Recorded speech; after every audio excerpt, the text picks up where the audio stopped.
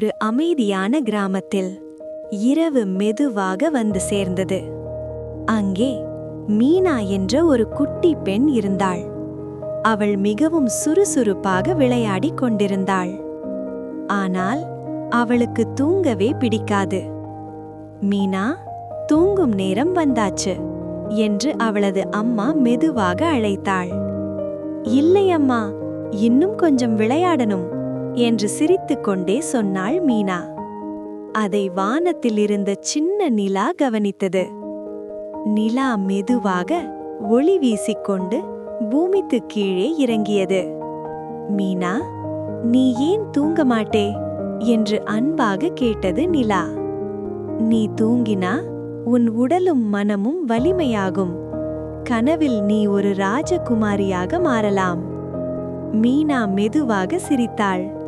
அப்போ நான் தூங்குறேன் என்றாள். நிலா அவளுக்கு ஒரு இனிய தாலாட்டு பாடியது. மீனா அமைதியாக தூங்க ஆரம்பித்தாள். அந்த நாள் முதல் மீனா தினமும் நேரத்துக்கு தூங்க ஆரம்பித்தாள். இனிய கனவுகள்.